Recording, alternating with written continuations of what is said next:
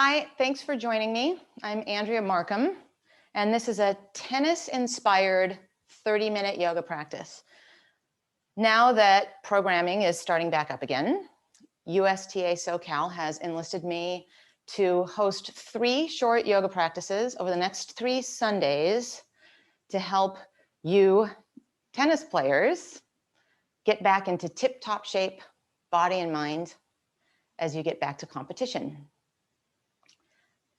Each week, we're going to focus on a different body part. So this week, we're focusing on glutes and hips in a practice that I like to call Groundstrokes. I'm standing on a yoga mat. If you don't have a yoga mat, no sweat. Don't worry about it. I'm also barefoot, but you're welcome to keep your shoes on. A folded blanket or towel might be your friend when we get onto our hands and knees, and later on when we sit down. You might like the padding. And here's the funny thing. I would like for you actually to have your tennis racket as a part of this practice. And once you've got those things, we'll start in what's called child's pose. Sit back onto your heels. Your knees can be as wide apart or close together as you'd like. Arms in front of you or alongside you, forehead rests on the ground or maybe a folded blanket. And then this is where we stop so that we can start. You could say that it's where our inner and outer games meet, just like when you step onto the court, turning the arrows of attention inward as opposed to distractedly outward.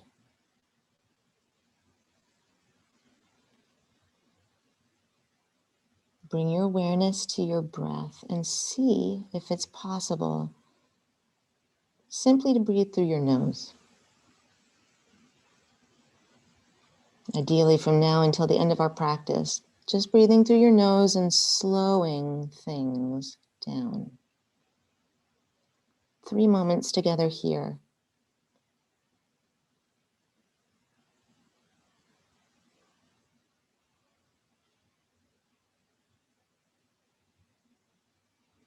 And we'll come on to hands and knees.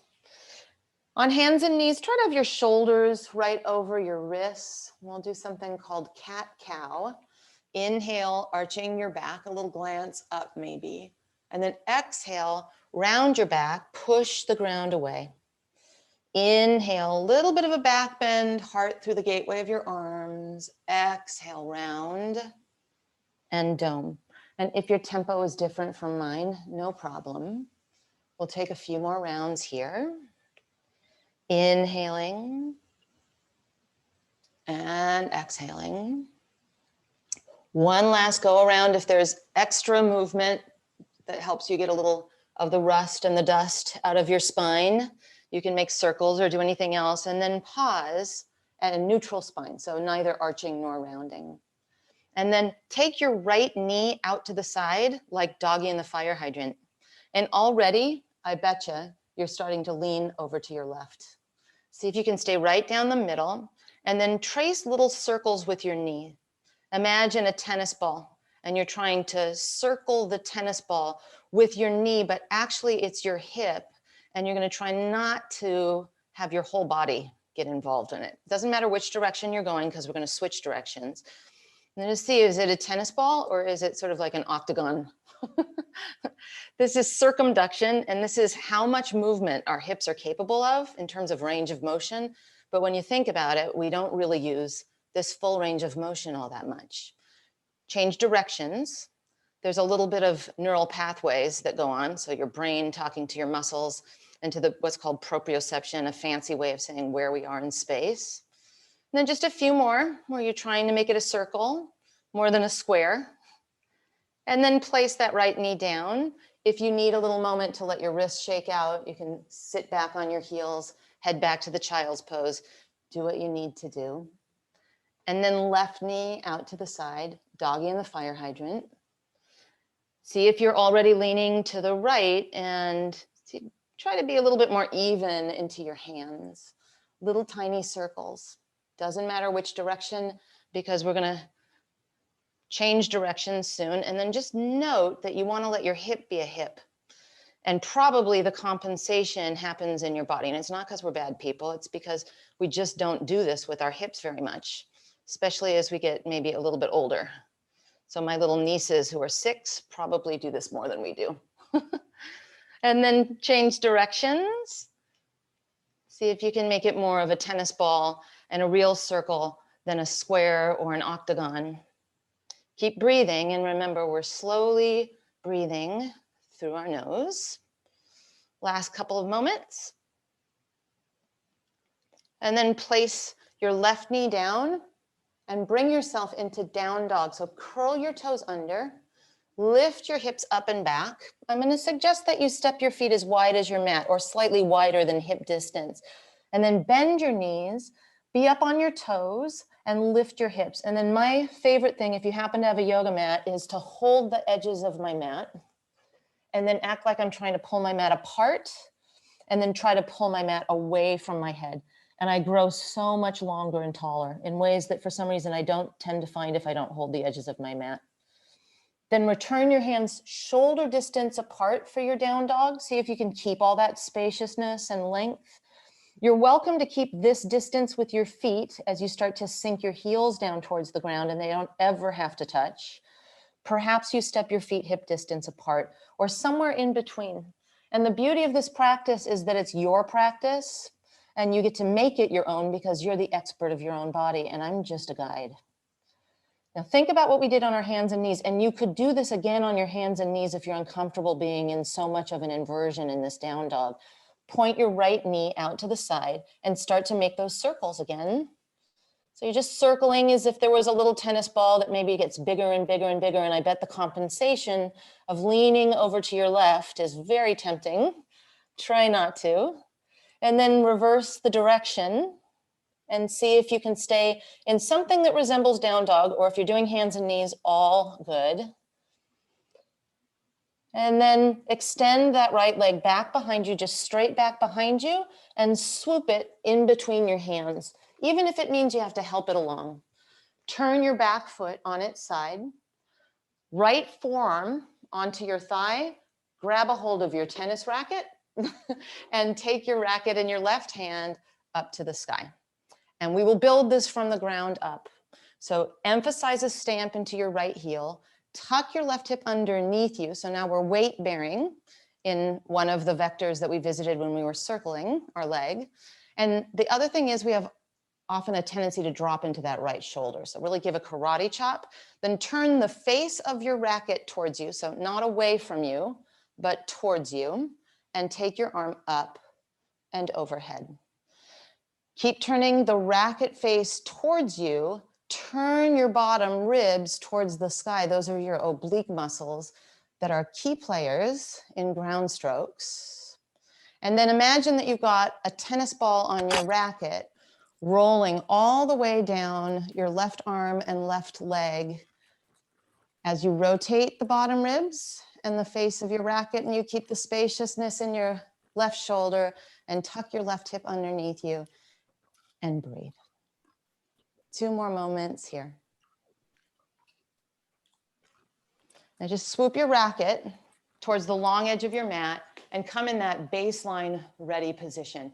You're welcome to bring your hands to your mat, or you can hold onto your racket if you want to, and then bend your left knee. So you're going to do side lunges, but it's slow motion playback. So you're not going quickly, just side to side here, still breathing through your nose. And you can investigate going a little bit deeper each time into the stretch of it. Now, the next time that you're bending your left knee, stay with it here and probably put your racket down so that you can stabilize yourself with your hands.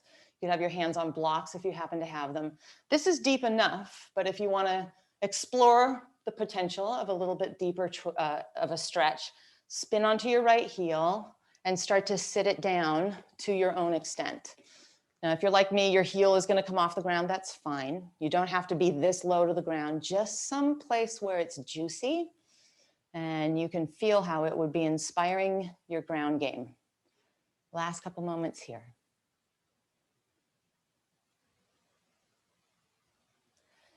Walk through center.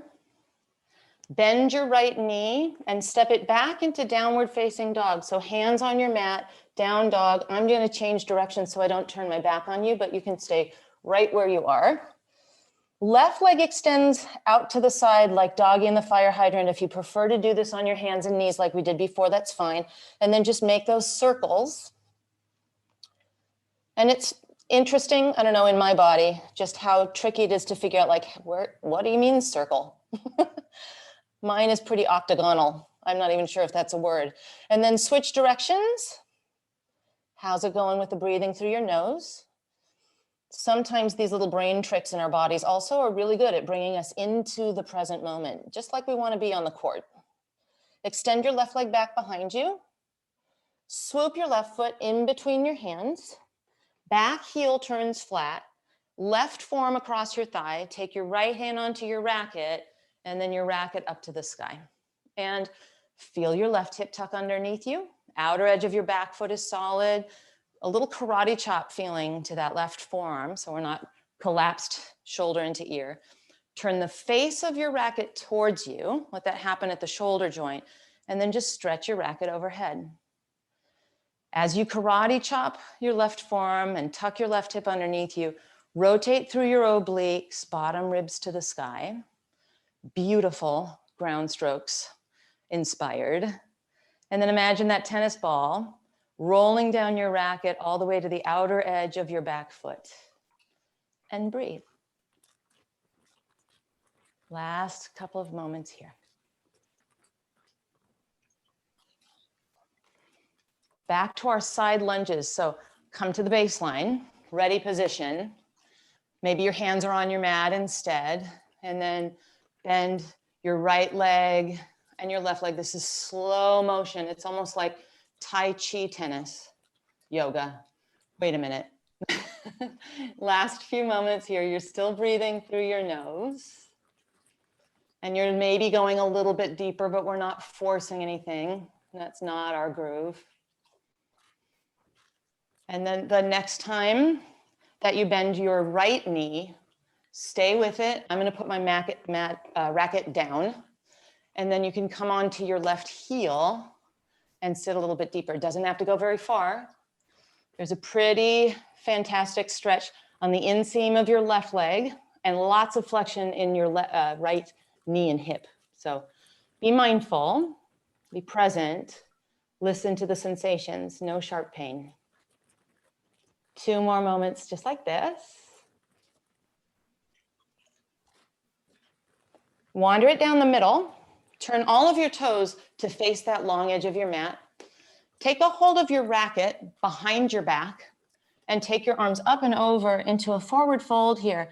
A little dusting of bend into your knees. Let your head relax. Just breathe into it. So we're actually feeling outer hips hugging in. This is a little bit of a hip stabilizer, even though we're stretching our hamstrings and such. So those abductors, they're called. The outer hips are hugging in, and they're part of the stabilizing of what you're up to. Firm through your feet and your belly and come all the way upright. Once you're upright, take your racket in your right hand, turn your right leg out so that your right foot is facing the short edge of your mat. Cheat your left heel back, bend your front knee, warrior 2. Now, warrior 2 is the same stance that we had a moment ago with our forearm across our thigh, but now we're upright. And I want you to think that you're in a line of warriors that are socially distanced warriors. And everybody has to be at least your arm and racket's distance apart. So you're not leaning forward because that would put you too close to the person in front of you. You're leaning back with your left hand, just almost like you're touching the racket of the person behind you. Of course, you would never do that because there's not enough Purell on you right now. So a few more moments here in Warrior 2 where we find the right hip hugging underneath you, the right thigh bone inclined towards that right long edge of your mat. You seal the outer edge of your back foot. And you become mindful here, breathing. Very easy to start to think, okay, well, what's next? Can you drop into right here, right now? Can you really up your inner and outer game? 2 more moments.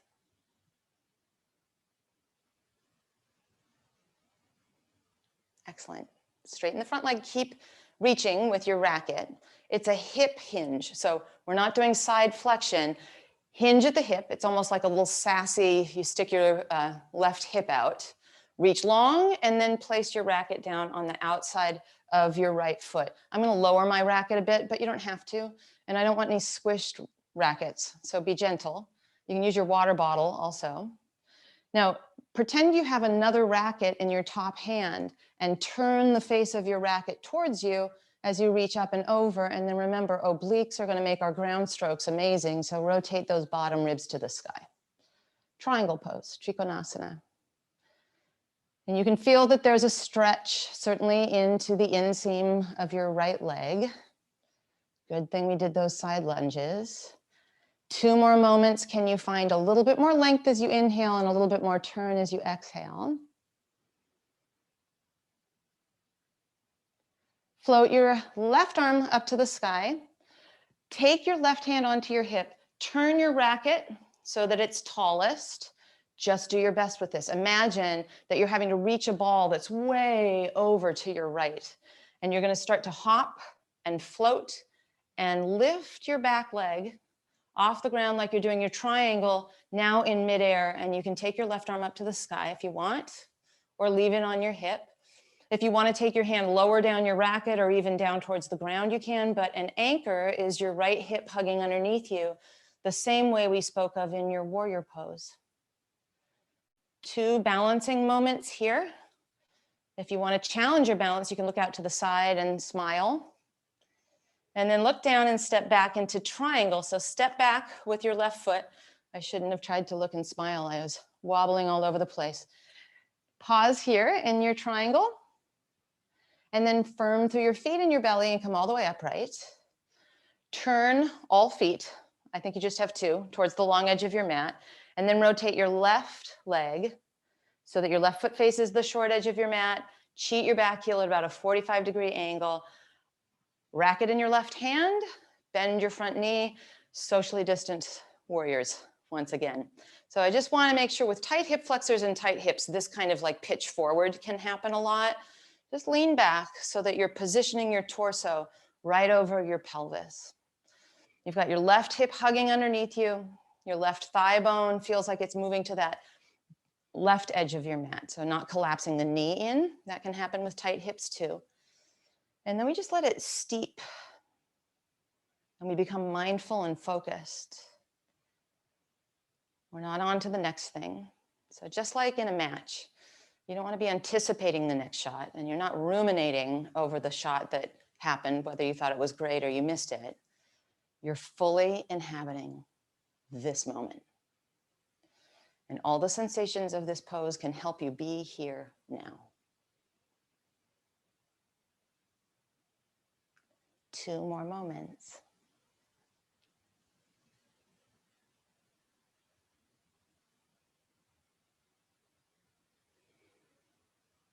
Straighten your front leg. You're reaching for that ball way over to the left, a hip hinge, right? And then place your racket down, whoops, on my plant. You can lower your racket as much as you want or need to. Left hand down, right arm up to the sky. There's the tiniest suggestion of bend in your left leg, even though it's kind of a straight-legged pose. Pretend you have another racket in your top hand.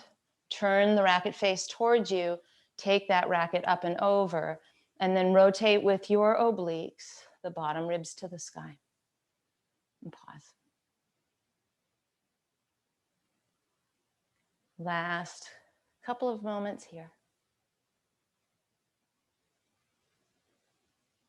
And then we challenge your balance and your agility even further. Right arm to the sky and then right hand on your hip. Look down, take your racket with you. I like to do it the tall way. And now step up and let your triangle float onto one leg. And you can lower your hand down towards the face of the racket more. You can take your right arm up to the sky. It's up to you. You can look out and smile to your side if you want to. Pause for just a moment. If you can find the focus to stay balanced here, you can find the focus to chase just about any shot.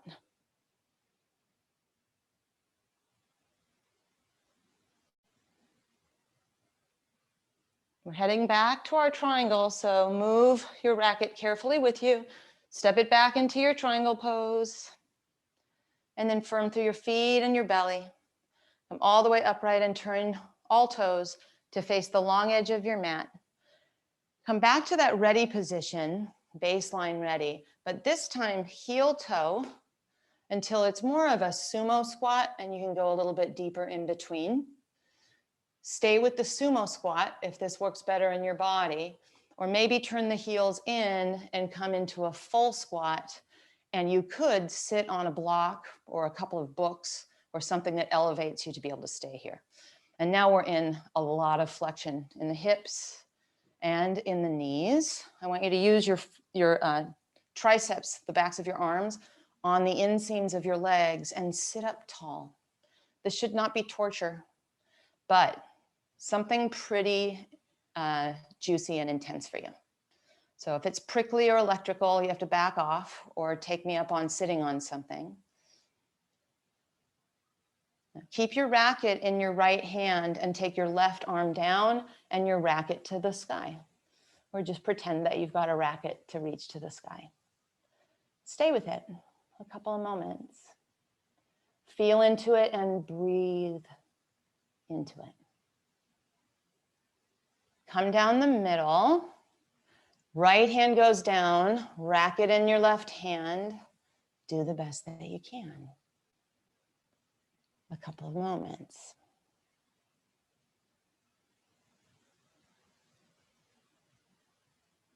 Come down the middle one more time. Grow as tall as you possibly can and let your sit bones reach towards the ground. Last couple of moments here.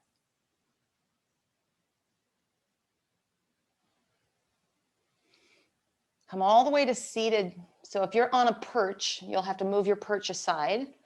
It could be that some of you now sit on your block or sit on the folded blanket I mentioned. Bottoms of your feet together, knees apart. And I'm just going to turn so that you can see what I'm up to here.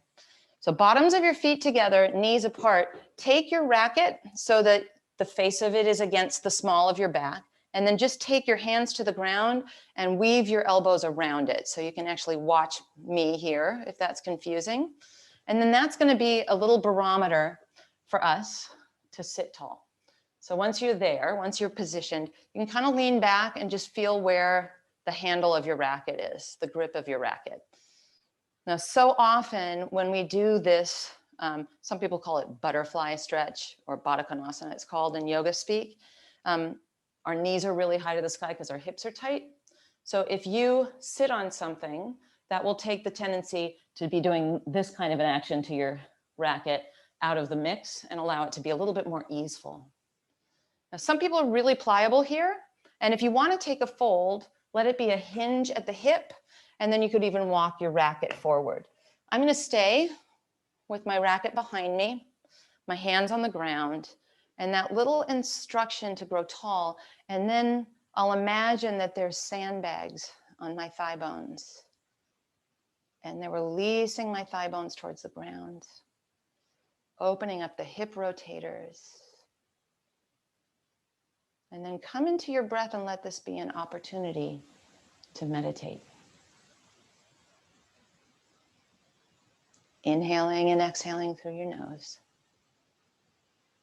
Catching yourself when you anticipate and catching yourself when you ruminate, not scolding yourself, just noticing how often our mind runs away from us on the court and off.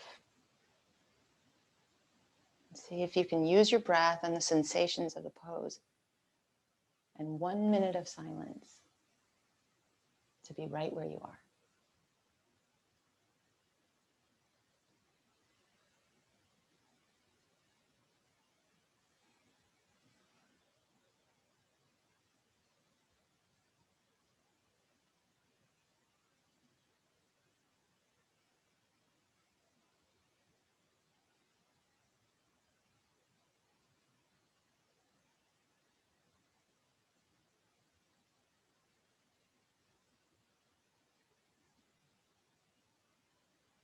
20 more seconds. When your mind wanders, just bring it back to your breath. Notice I didn't say if, I said when, because it will.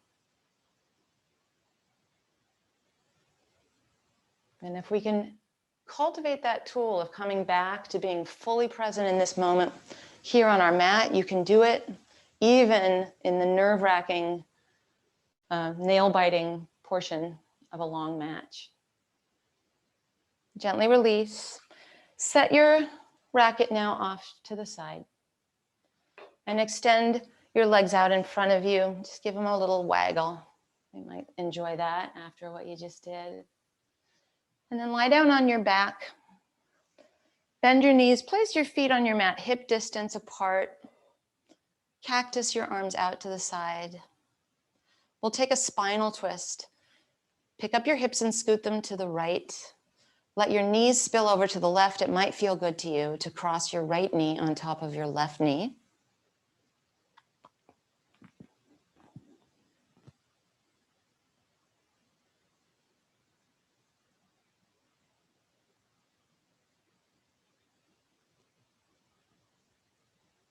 Keep breathing even here in your twist. Notice what you notice.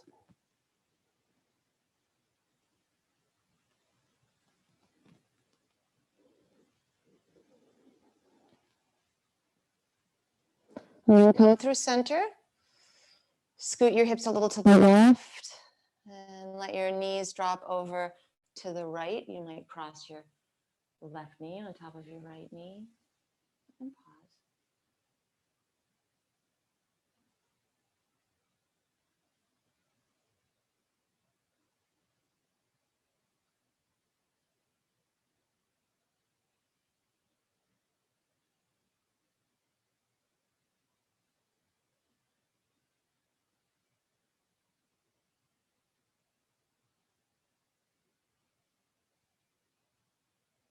And then lastly, we do what's called a Shavasana meditation. But of course, for you, you've won Wimbledon and you're lying down in the grass, appreciating your victory. And if not Wimbledon, then certainly your first USTA SoCal match. You can close your eyes, even cover your eyes, but take it all in. Dissolve into the earth.